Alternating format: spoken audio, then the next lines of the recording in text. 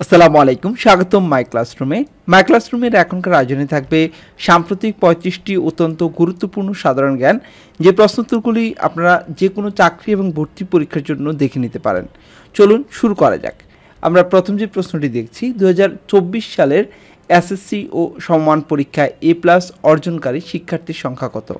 2024 সালে সারা বাংলাদেশ থেকে মোট 1,82,129 জন শিক্ষার্থী A+ অর্জন করে। বাংলাদেশি নারী শিক্ষার্থী দলের দুর্যোগ মোকাবেলা ও উদ্ধার কাজের জন্য তৈরি রোবটটির নাম কি? এর নাম হচ্ছে প্রহরী।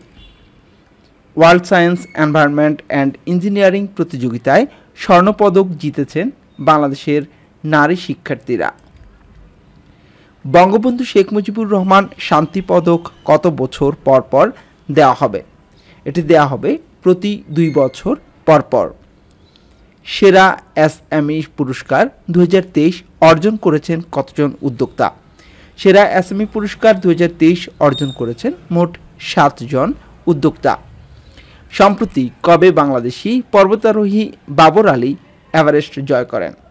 সম্প্রতি বাবর আলী এভারেস্ট জয় করেন 19 মে 2024 সালে। সম্প্রতি মে 2024 শিং মাছের জীবন রহস্য উন্মোচন করেছেন কারা? ডক্টর তাসলিমা খানমের নেতৃত্বে গবেষক দল। রপ্তানি উন্নয়ন ব্যুরোর তথ্য মতে 2022-23 অর্থ বছরে পণ্য ও সেবা রপ্তানি আয় কত?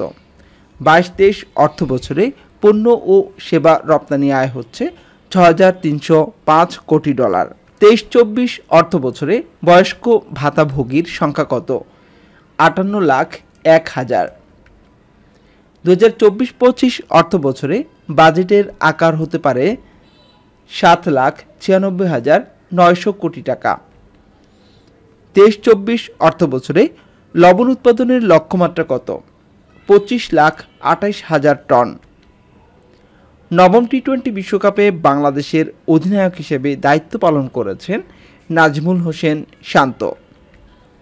সম্প্রতি মে 2024 বাংলাদেশ বিমান বাহিনীর বিমান দুর্ঘটনায় কে মৃত্যুবরণ করেছেন? আসিম জাওয়াদ। সম্প্রতি বাংলাদেশ বিমান বাহিনীর কোন বিমানটি দুর্ঘটনার শিকার হয়েছে? ইয়াক 130। দেশে প্রথমবারের মতো স্বাক্ষরযুক্ত সনদপত্র প্রদান কার্যক্রম শুরু করেছে কোন বিশ্ববিদ্যালয়? শাহজালাল বিজ্ঞান ও প্রযুক্তি বিশ্ববিদ্যালয়। কত তারিখে সোনালী ব্যাংক ও বিডিবিএল-এর একীভূতকরণ চুক্তি স্বাক্ষরিত হয়? 12 মে 2024 তারিখে। সম্প্রতি বিজ্ঞাপন সম্প্রচার করতে টিকটক কর্তৃপক্ষ বাংলাদেশের কোন সংস্থার সাথে চুক্তি করেছে? বিজ্ঞাপনী সংস্থা এলএফ। সম্প্রতি কোথায় 2500 বছর পূর্বের প্রত্নতাত্ত্বিক নিদর্শন আবিষ্কৃত হয়েছে? চাঁপাইনবাবগঞ্জের রহনপুর। সম্প্রতি বাংলা একাডেমির রবীন্দ্র পুরস্কার পেয়েছেন কে? বাংলা একাডেমির রবীন্দ্র পুরস্কার পেয়েছেন অধ্যাপক ভীষ্মদেব চৌধুরী ও শিল্পী লাইসা আহমেদ। ঢাকায় পরবর্তী মার্কিন রাষ্ট্রদূত হিসেবে মনোনীত হয়েছেন কে? তিনি ডেভিড স্লেটন মিল। সম্প্রতি ইউনেস্কোর বিশ্ব স্মৃতি বা ওয়ার্ল্ড মেমোরি তালিকায় স্থান পেয়েছে সুলতানাস ড্রিম। এটি বেগম রোকেয়া সাখাওয়াত হোসেনের লেখা একটি উপন্যাস, সুলতানাস ড্রিম। সম্প্রতি কোন সংস্থা ইসরায়েলি প্রধানমন্ত্রী বেনিয়ামিন নেতানিয়াহুর বিরুদ্ধে গ্রেপ্তারি পরোয়ানা জারি করেছে? আন্তর্জাতিক অপরাধ আদালত আইসিসি। ন্যাটো জোটের 75তম বার্ষিকী অনুষ্ঠান কোন দেশে উদযাপিত হবে? ওয়াশিংটন, যুক্তরাষ্ট্র। আন্তর্জাতিক বুকার পুরস্কার 2024 পেয়েছেন কে? আন্তর্জাতিক বুকার পুরস্কার 2024 পেয়েছেন জার্মান লেখিকা জেনি এরপেনবেক ও অনুবাদক মাইকেল হফম্যান। ইরানের নতুন অন্তর্বর্তী প্রেসিডেন্টের নাম কি? তিনি মোহাম্মদ মোখবার। ইরানের প্রেসিডেন্ট, পররাষ্ট্রমন্ত্রী ও গভর্নরের বহনকারী হেলিকপ্টারটি কোথায় বিধ্বস্ত হয়? এটি বিধ্বস্ত হয় পূর্ব আজারবাইজান প্রদেশের জোলফা এলাকায়।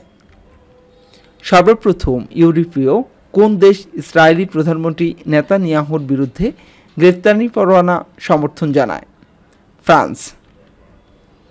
সিঙ্গাপুরের নতুন প্রধানমন্ত্রীর নাম কি? সিঙ্গাপুরের নতুন প্রধানমন্ত্রী হচ্ছেন লরেন্স অং। সম্প্রতি হামলার শিকার স্লোভাকিয়ার প্রধানমন্ত্রীর নাম কি? তিনি রবার্ট ফিকো। সম্প্রতি নিজের উদ্ভাবিত পদ্ধতিতে ক্যান্সার মুক্ত হয়েছেন কোন চিকিৎসক? রিচার্ড স্কোরিয়া। রাশিয়ার প্রতিরক্ষা মন্ত্রী হিসেবে নিয়োগ পেয়েছেন কে? আন্দ্রেই ভ্যালোসিভ। ফিলিস্তিনকে জাতিসংঘের পূর্ণ সদস্য পদের জন্য সাধারণ পরিষদে প্রস্তাবটি তোলে কোন দেশ? সংযুক্ত আরব আমিরাত। জাতিসংঘের কোন পরিষদে ফিলিস্তিনকে পূর্ণ সদস্য করার প্রস্তাব পাশ হয়েছে? সাধারণ পরিষদে 143 ভোটে এই প্রস্তাবটি পাশ হয়। সম্প্রতি মধ্যপ্রাচ্যের কোন দেশের পার্লামেন্ট ভেঙে দেওয়া হয়েছে? কুয়েতের। ডেসড্রেন শান্তি পুরস্কার 2024 লাভ করেন কে? ডেসড্রেন শান্তি পুরস্কার 2024 লাভ করেছে পুতিন বিরোধী কট্টর সমালোচক প্রয়াত অ্যালেক্সি নাভালনি। আজ এ পর্যন্ত, এতক্ষণ পর্যন্ত যারা মাই ক্লাসরুমের সাথে ছিলেন সবাইকে অসংখ্য ধন্যবাদ। আল্লাহ হাফেজ।